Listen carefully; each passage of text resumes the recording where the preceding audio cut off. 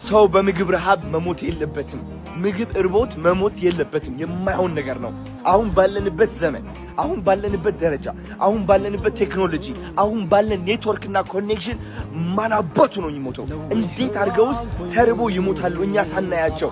ለምንድን ነው የፈዘዝነው? እውነት ለመናገር ስለ ሕፃት ሰምታችኋል ሁላችሁም ማለት ነው።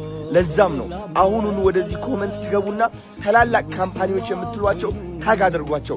እነሱ ካምፓኒዎች እፈልጋቸዋለሁ አሁን ማለት ነው። እነዚህ ሰዎች ማገዝ ይኖርብናል። ሕፃት ላይ በጣም ብዙ ሰዎች እየሞቱ ነው ያሉት፣ በረሃብም እየተሰቃዩ ነው ያሉት። ማል ኒውትሪሽን አለ። ማርያም ሳፕሊመንት ይጎላቸዋል፣ መድኃኒት ይጎላቸዋል፣ ምግብ ይጎላቸዋል፣ የሚተኙበት ቦታ።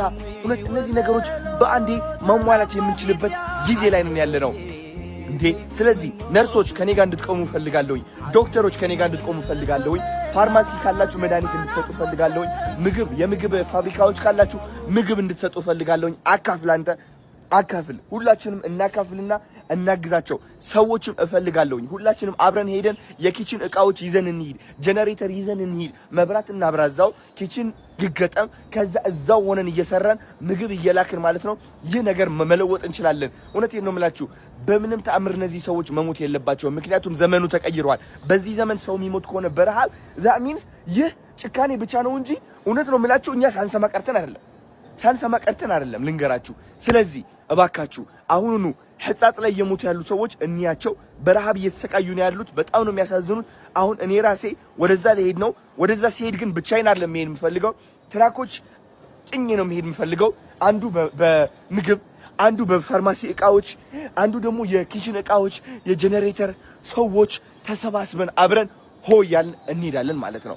ይህ ነው እንግዲህ ሰውነት አይደለ? ቲክቶክ ለዚህ ካልተጠቀምነው ታዲያ ለምኑ ተረፈን? ምኑ ተረፈን? ልንገራችሁ። ዝም ብዬ እኔ ዘፈን አብርቼ እንደዚህ ስል ቫይራል ከወጣው ጥቅሙ ምንድን ነው? ይሄ ሲሪየስሊ ሶ ፕሊዝ ሌትስ ዱ ኢት። እስኪ ኮሜንት ላይ ቻሌንጅ እንፍጠር። በጣም ብዙ ካምፓኒዎች ታግ እናርጋቸው። ይህ ቪዲዮ ደግሞ ሼር እናርግ። ለምናቀው ሰው ካለ ሼር እናርግና እናዳርሰው። ከዛ የነዚህ ሰዎች ህይወት እንቀይር። እባካችሁ ዘመኑ ተቀይሯል። ሰው መራብ የለበትም። ቻው